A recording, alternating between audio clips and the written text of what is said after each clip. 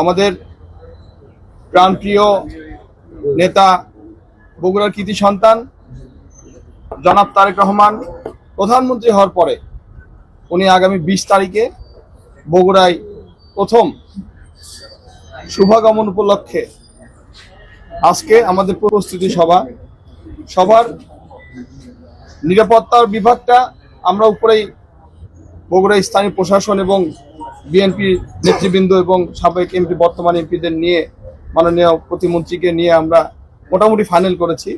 এখন আমাদের একটা সভা হবে, আর আমাদের প্রথম সবার আগে যে নিরাপত্তা, ইনশাল্লাহ এটা আমাদের মোটামুটি ফাইনাল হয়ে গেছে। কে কিভাবে কি হবে এটার প্রস্তুতি মোটামুটি হয়ে গেছে।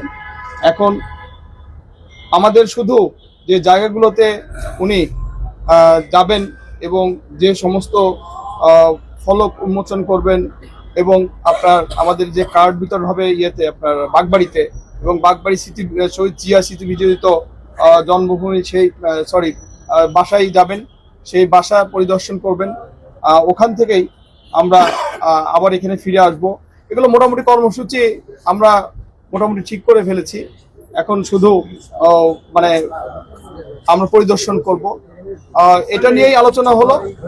আপনারা সবাই সহযোগিতা করবেন। আমাদের সহযোগিতা সবচেয়ে বেশি প্রয়োজন, সাংবাদিকদের যেমন, তেমন স্থানীয় প্রশাসন এবং স্থানীয় বিএনপি নেতৃবৃন্দ।